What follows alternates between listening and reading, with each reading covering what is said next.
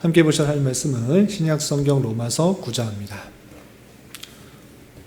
내일 읽게 되는 로마서 9장 중에서 다 읽진 않고 1절부터 8절까지 말씀을 함께 공독하겠습니다. 신약성경 로마서 9장 1절부터 8절까지 말씀, 신약성경 251면 전후를 보시면 되겠습니다. 찾으셨나요? 1절부터 8절까지 함께 공독합니다. 내가 그리스도 안에서 참말을 하고 거짓말을 아니하노라. 나에게 큰 근심이 있는 것과 마음에 그치지 않는 고통이 있는 것은 내 양심이 성령 안에서 나와 더불어 증언하노니, 나의 형제 곧 고륙의 친척을 위하여 내 자신이 저주를 받아 그리스도에게서 끊어질지라도 원하는 바로라. 그들은 이스라엘 사람이라. 그들에게는 양자됨과 영광과 언약들과 율법을 세우신 것과 예배와 약속들이 있고, 조상들도 그들의 것이요 육신으로 하면 그리스도가 그들에게서 나셨으니 그는 만물 위에 계셔서 세세의 찬양을 받으실 하나님이시니라. 아멘. 그러나 하나님의 말씀이 폐하여진 것 같지 않도다. 이스라엘에게서 난 그들이 다 이스라엘이 아니요 또한 아브라함의 씨가 다 그의 자녀가 아니라 오직 이삭으로부터 난 자라야 내 씨라 불리리라 하셨으니, 곧 육신의 자녀가 하나님의 자녀가 아니요 오직 약속의 자녀가 씨로 여기심을 받느니라. 아멘. 잘 오셨습니다. 우리는 계속해서 로마서의 말씀을 읽어나가고 있습니다. 로마서는 성경 66권 중에 가장 구원에 대해서 잘 설명하고 있는 책이다라고 할 정도로 그 구원에 대해서 핵심적인 사항들이 로마서에 잘 드러나고 있습니다. 그래서 우리 로마서를 통해서 우리가 어떻게 구원받는지에 대해서 잘 깨달아야 되는데, 특별히 8장과 9장, 거기에 핵심적인 내용들이 또 잘 드러나 있습니다. 오늘 9장을 살펴볼 텐데, 9장을 통해서 우리 구원이 어디서부터 나오는 것인지 잘 깨닫고 또 이 교훈에 따라서 기도 제목을 갖고 기도하는 시간을 갖도록 하겠습니다. 먼저 8장과 9장의 내용을, 8장의 내용을 좀 요약을 해드리겠습니다. 8장에서는 그리스도 안에 있는 자, 그러니까 예수 그리스도를 믿음으로 말미암아 그리스도 안에 있는 자가 될 때는 결코 정죄함이 없다라고 표현하고 있습니다. 정죄함이 없다라는 것은 어떤 누구가 와서도 너가 불의하다, 죄인이다 이렇게 말할 수 없는 사람이 된다라는 그런 의미입니다. 왜 그러한가? 도대체 왜 그렇게 그리스도 예수 안에 있는 자 또는 예수 그리스도를 믿는 자는 정죄함이 없는가? 그것을 또 잘 설명해 주고 있는데, 2절에서는 8장 2절에서는 예수 안에 있는 생명의 성령의 법이 우리를 죄의 사망에서 해방하셨기 때문에 우리 안에 있는 성령으로 말미암아 그 모든 죄의 값을 다 풀어주었기 때문에, 용서해 줬기 때문에 정죄함이 없다라고 밝혀주고 있고, 두 번째 이유는 무엇이냐라고 할 때, 우리가 그 죄의 용서만 받은 것이 아니라 하나님의 양자의 영을 받았다라고 표현하고 있습니다. 양자가 무슨 뜻인 줄 알죠? 원래 아들은 아닌데 아들처럼 여겨주시는 그런 놀라운 특권을 받았다, 이렇게 표현하고 있습니다. 그래서 우리는 하나님의 자녀, 하나님의 양자가 되었기 때문에 하나님의 상속을 받을 자이기 때문에 하나님의 상속을 받는 그 사람을 누가 정죄할 수 있느냐? 없다. 그리스도 예수 안에 있는 사람은 결코 정죄함이 없다, 이렇게 표현하고 있습니다. 그리고 세 번째 특징이 무엇이냐라고 할 때, 하나님께서 의롭게 여기시고 구원하는 자는 사람의 모습 때문에 구원하신 것이 아니다라고 표현하고 있습니다. 특별히 그 내용을 로마서 8장 30절에 이렇게 표현하고 있습니다. 하나님께서 그 백성을 구원하실 때 어떻게 구원하시는가라고 할 때, 하나님께서 정하신, 예정하신 그들을 부르시고, 소명 부르시고, 부르신 이들을 또한 의롭다 하시고, 칭의 또 의롭다 하신 이를 또한 영화롭게 하신다, 이렇게 표현하고 있습니다. 그러니까 하나님께서 의롭아서 영광 가운데 영화롭게 하는 그 사람은 처음부터 어떻게 되어 있는 사람입니까? 예정되어 있는, 하나님께서 미리 정하신 그 사람인 것입니다. 그래서 하나님께서 정하셨기 때문에 그 사람, 그 의롭게 된 사람은 절대 정죄함이 없다, 이렇게 표현하고 있는 것입니다. 그래서 우리의 구원이, 잘 들어야 됩니다. 우리의 구원이 우리의 결단과 우리의 결심과 우리의 선행과 우리의 의 때문에 있는 것이 아니라 오직 어디에 있다? 하나님의 예정하심 가운데 있다. 하나님께서 예정하신 자를 구원하신다, 이렇게 표현하고 있는 것입니다. 그렇기 때문에 로마서 8장 31절부터 39절까지는 이 세상의 어떠한 것도 하나님의 그 놀라운 사랑 가운데 끊을 수가 없다, 이렇게 표현하고 있습니다. 내가 만약 하나님을 믿기로 선택하였다고 하면 내 마음이, 내 믿음이 흔들리면 그 구원에서 이탈되는 것 같아 보이지만, 내가 하나님을 선택한 것이 아니라 하나님께서 나를 선택하셨기 때문에, 그것은 내가 잘했기 때문에 선택한 것이 아니라 하나님께서 선하신 뜻 가운데 나를 죄가 있음에도 불구하고 선택을 하셨기 때문에 어떠한 것도 그 놀라운 사랑 가운데 끊을 수가 없다라고 표현하고 주고 있는 것입니다. 그래서 환난이나 곤고나 박해나 기근이나 적신이나 위험이나 칼이나 등등등 어떠한 것도 하나님의 그 놀라운 사랑 가운데 끊을 수가 없는 그런 위치에 있다라는 것을 밝혀주고 있는 것입니다. 그리고 하나님의 주권 가운데 예정된 자가 구원받기 때문에 혹여나 잘못 생각하고 있을 수 있는데, 9장에서 하나님의 놀라운 주권 가운데 예정하신 것이, 그것은 당연하고도 놀라운 사실이다라는 것들을 9장에서 밝혀주고 있습니다. 그 내용을 오늘 말씀을 통해서 살펴보도록 하겠습니다. 특별히 1절부터 18절까지는 이스라엘 백성들이 받은 특권이 무엇인지, 그런데 한계가 무엇인지 이렇게 밝혀주고 있습니다. 그 이스라엘 백성들이 어떤 그런 특권을 갖고 있었느냐? 하나님의 택함을 받아 하나님의 양자됨과 영광과 언약들과 율법과 예배와 약속들을 누가 받았습니까? 이스라엘 백성들이 받은 그런 놀라운 특권인 것입니다. 다른 한민족에게 그런 것을 주신 것이 아니라 이스라엘 백성들을 택하여서 그것을 주신 것이다. 그것이 하나님께서 이스라엘 백성들에게 주신 놀라운 특권이다라고 표현하고 있습니다. 그런데 여기서 하나님의 놀라운 주권이 나옵니다.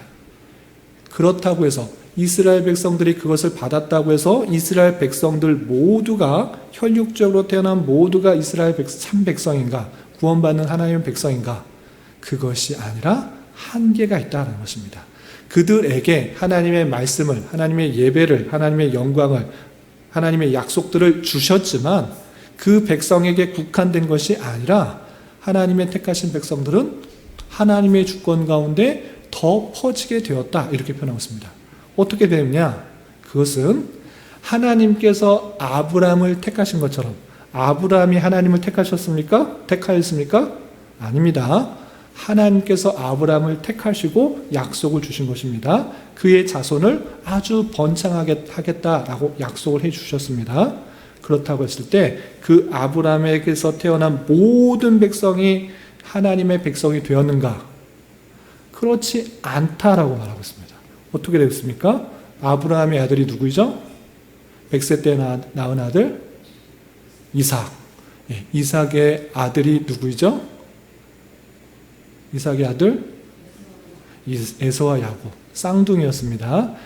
이삭의 아들, 아브라함의 아들이 많지 않고 한 명이었습니다. 하나님께서 많은 자손을 약속했는데 한 명을 낳았습니다. 그런데 그 한 명 이삭을 통해서, 독자 이삭을 통해서 2명의 아들을 임신하게 되었는데, 그 리브가가 에서와 야곱을 잉태하였을 때 하나님께서 어떻게 하셨는가가 아주 중요한 키입니다. 그건 무엇이냐? 12절 보겠습니다. 9장 12절 보시면 이삭의 아내가 리브가입니다. 리브가에게 이르시되 큰 자가 어린 자를 섬기리라 하셨나니 기록된 바 내가 야곱은 사랑하고 에서는 미워하셨다 하심과 같으니라 라고 표현하고 있습니다. 리브가가 아기를 낳기 전에 하나님께서 어떤 말씀하셨는가? 큰 자가 어린 자를 섬기리라. 내가 작은 자인 야곱은 사랑하고 에서는 미워하셨다라고 표현하고 있습니다. 이것이 뜻하는 것이 무엇입니까? 사람이 행위를 했기 때문에 그 행위가 하나님을 기쁘게 해서 야곱은 하나님 잘 섬기고 에서는 하나님 잘 안 섬기니까 내가 야곱을 택하겠다라고 말을 한 것입니까? 아니라는 것입니다. 그래서 11절 보시면 이런 표현이 있는 것입니다. 11절 보시면 그 자식들이 아직 나지도 아니하고 무슨 선이나 악을 행하지 아니한 때에 택하심을 따라 되는 하나님의 뜻이 행위로 말미암지 않고 오직 부르시는 이로 말미암아 서게 하려 하신다라고 표현하고 있습니다. 뱃속에 있는 아기가 얘가 참 하나님 잘 섬길 거니까 얘를 택하겠다. 또는 얘가 하나님 잘 안 섬길 테니까 얘를 안 선택하겠다. 이렇게 한 것이 아니다. 하나님께서 행위로 말미암지 않고 오직 부르시는 애, 하나님의 뜻 가운데 그 택하신 백성이 구원을 받는다는 것을 보여주시기 위해서 리브가 그 뱃속에 있는 애가 낳기도 전에 하나님께서 큰 자가 작은 자를 섬길 것이다. 내가 작은 자인 야곱을 사랑할 것이다. 이렇게 표현해주고 있는 것입니다. 그래서 우리의 구원이 행위로 말미암지 않고 오직 부르시는 하나님의 그런 뜻 가운데 있다라는 것들을 알려주고 있는 것입니다. 그래서 이삭의 아들 야곱과 에서의 내용을 통해서 알려주실 뿐만 아니라 그것만 있는 거 아니다. 모세 알지? 모세에게 했던 말 잘 기억해봐라 라고 하면서 모세의 예를 이렇게 표현하고 있습니다. 15절 보시면 모세에게 이르시되 내가 긍휼히 여길 자를 긍휼히 여기고 불쌍히 여길 자를 불쌍히 여기리라 하셨으니 이 말을 하고 있다. 하나님께서 이 사람이 어떤 행위를 했으니까 불쌍히 여겨서 구원해야지 이렇게 안 한다. 내가 하고 싶은 대로 불쌍히 여길 자를 불쌍히 여기고 내가 긍휼히 여길 자를 긍휼히 여길 것이다. 긍휼함을 받는 사람, 불쌍히 여김을 받는 사람, 그것은 오직 하나님의 뜻이다. 이렇게 표현하고 있는 것입니다. 그래서 사도 바울은 이 말을 이렇게 해석해 주고 있는 것입니다. 16절 계속해서 보시면 그런즉 원하는 자로 말미암음도 아니요 다른 박질하는 자로 말미암음도 아니요 오직 긍휼히 여기시는 하나님으로 말미암음이니라 라고 설명하고 있습니다. 내가 구원받고 싶다고 해서 또는 노력을 했기 때문에 구원을 받는 것 아니고 오직 긍휼히 여기시는 하나님의 주권 가운데 긍휼함을 얻어 구원받는 것이다. 이렇게 표현하고 있는 것입니다. 그래서 18절에서도 그런즉 하나님께서 하고자 하시는 자를 긍휼히 여기시고 하고자 하시는 자를 완악하게 하신다라고 표현하고 있는 것입니다. 하나님의 주권 가운데 완악하게 할 자 또는 긍휼히 여김을 받을 자 그것을 예정하셔서 그 예정된 자를 하나님께서 구원하신다 이렇게 표현하는 것입니다. 이렇게 하나님의 주권 가운데 택함을 받은 자, 긍휼히 여김을 받을 자가 정해져 있고 그를 하나님께서는 예수 그리스도를 믿게 하셔서 구원받게 하시면 이런 오해가 생길 수 있습니다. 어떤 오해? 하나님 마음대로 그걸 정해놓으면 어떡합니까? 이 사람은 처음부터 믿지 않기로, 구원받지 않기로, 긍휼을 받지 않기로 그런 예정되어 있다고 하면 불의한 것 아닙니까? 하나님 왜 이렇게 그렇게 만들어 놓으셨습니까? 라고 따지는 사람이 있을 수도 있는데 그런 말 함부로 하는 것 아니다 이렇게 표현하고 있는 것입니다. 어떻게 표현하고냐?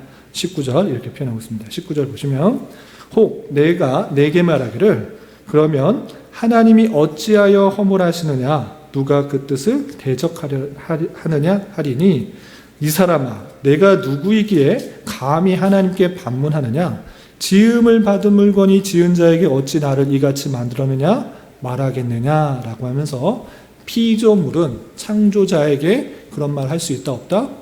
없다. 하나님께서 그 선하신 뜻 가운데 이렇게도 만들고 저렇게도 만드는데 감히 피조물이 하나님께 나를 왜 이같이 만들었느냐라고 반문할 수 없다라고 표현하고 있습니다. 그 예를 토기장이의 예를 들어서 설명하고 있습니다. 그래서 21절부터 23절까지 토기장이의 예를 듣습니다. 토기장이가 뭐 하는 사람이죠? 그릇을 만드는 사람. 진흙으로 그릇을 만드는 사람이 토기장입니다. 그래서 진흙을 잘 빚어서 구워서 그릇을 만든 사람이 자기 마음대로 좋은 그릇, 큰 그릇, 또 길쭉한 그릇, 넓은 그릇 만들 수 있습니까? 없습니까? 당연히 있죠. 자기 마음이죠. 토기장이 마음인 것입니다. 그런데 갑자기 그릇이 그 토기장에게 왜 나는 이렇게 길쭉하게 만들었습니까? 왜 나는 널쩍하게 만들었습니까? 따질 수 있다 없다? 없다. 토기장이가 진흙 한 덩이로 하나는 귀 있을 그릇, 하나는 천이 쓸 그릇을 만들 권한이 당연히 있다라고 21절에 밝혀주고 있는 것입니다. 하나님, 창조주 하나님께서 하나님의 선하신 뜻 가운데 다양하게 만들 수 있다. 그런데 하나님께서는 크게 두 가지 그릇을 만드셨다라고 표현하고 있습니다. 어떤 그릇이냐? 진노를 담을 그릇과 영광을 담을 그릇, 이 두 그릇을 준비하셨다. 진노를 담을 그릇은 무엇입니까? 하나님의 진노를 받을 그 그릇을 만드실 뿐만 아니라 하나님의 영광을 드러낼 그 그릇을 만드신 것이다. 이렇게 표현하고 있습니다. 그래서 하나님의 긍휼을 받아 구원을 받고 하나님의 자녀가 되었고, 그리고 하나님의 영광을 드러내고 하나님의 긍휼하심을 풍성히 드러내는 그릇을 받은 자가 택함을 받은 자이다. 이렇게 표현하고 있는 것입니다. 그래서 토기장이를 비유를 통하여서 하나님의 주권 가운데 택하신 백성들이 구원받는다라는 것을 다시 한번 알려주고 있습니다. 그리고 25절부터 29절에서는 호세아의 글과 이사야의 글을 통해서 하나님의 주권 가운데 택하신 백성들이 구원받는 것이지 단순히 이스라엘 백성들, 혈육적인 이스라엘 백성들이라고만 해서 구원받는 것이 아니라는 것을 계속 강조하고 있습니다.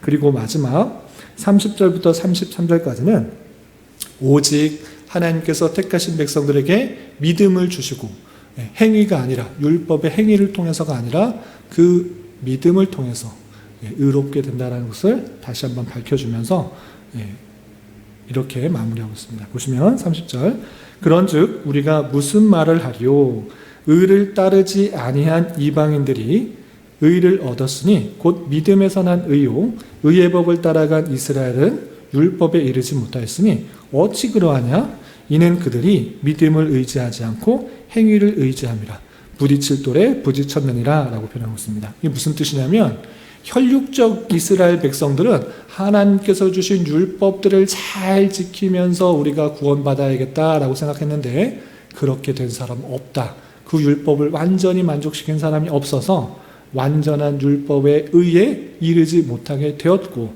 그것이 아니라 이방인들은 율법을 열심히 지켜서 구원받으려고 한 것이 아니라 예수 그리스도께서 율법을 완성시키셨기 때문에 그를 믿음으로 말미암아 의롭게 되었다라고 오직 믿음으로 말미암아 난 의에 대해서 이렇게 설명하고 있는 것입니다.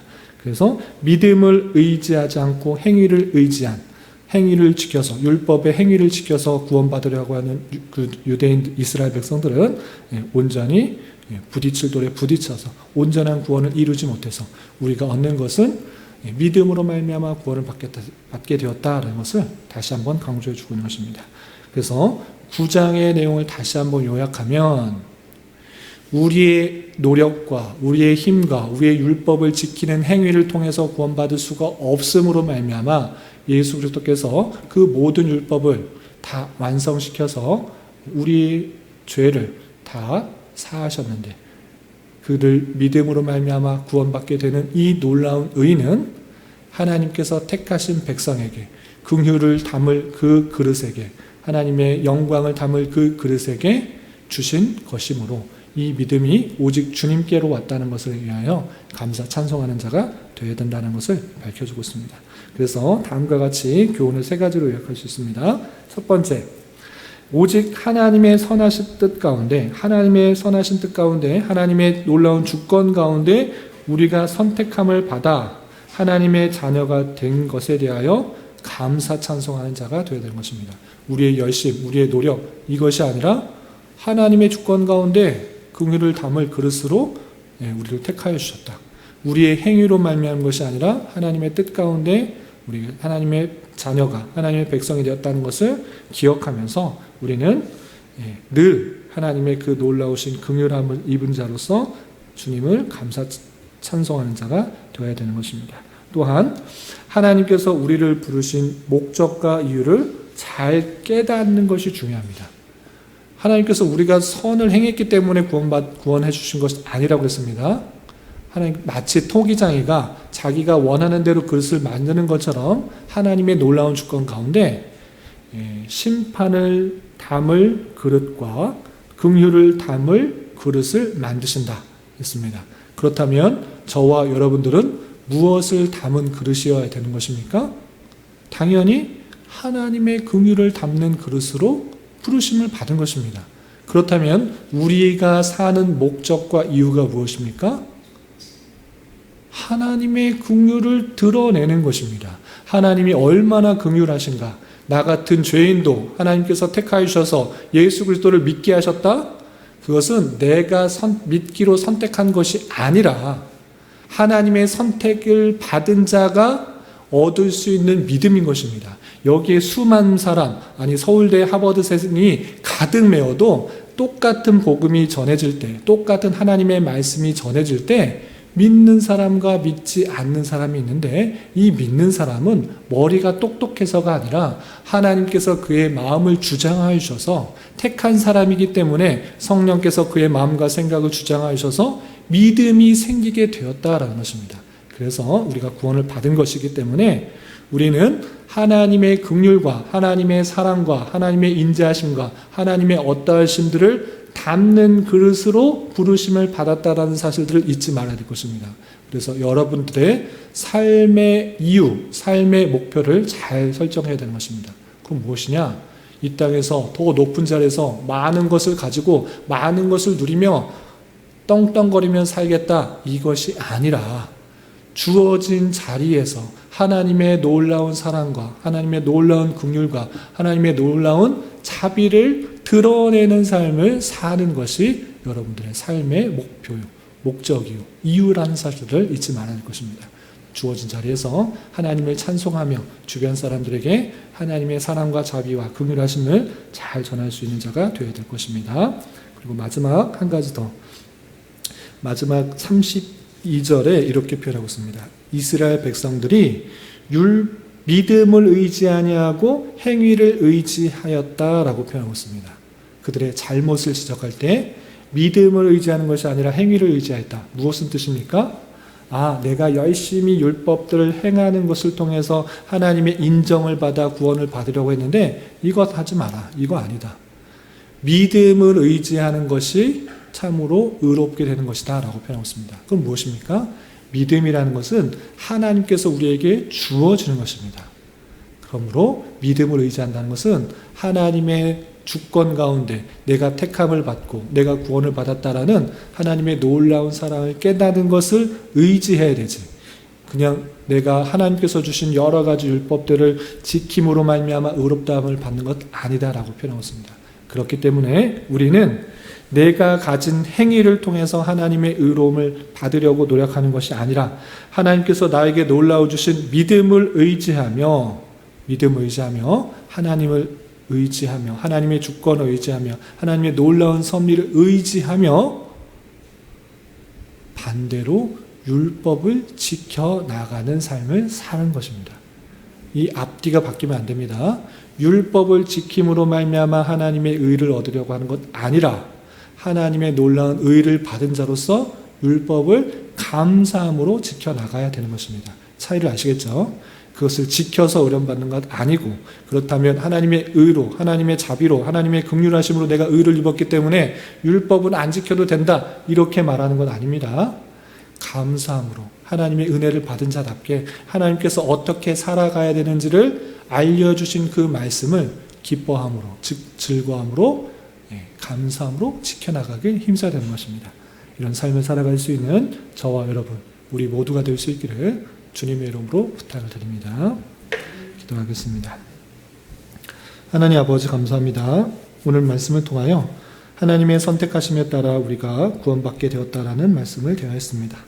이런 말씀을 대하는 자로서 오직 하나님의 선하신 뜻 가운데 우리를 택하여 주시고 구원해 주신 줄을 알아 늘 주님께 감사 찬송을 올려드리는 자 되게 하여 주시고, 우리에게 주어진 삶에 있어서 이 은혜와 이 긍휼을 주변 사람들에게 잘 전하는 자 되게 하여 주시며 주님께서 주신 말씀들을 감사함으로 지켜나가는 자 되게 하여 주시옵소서.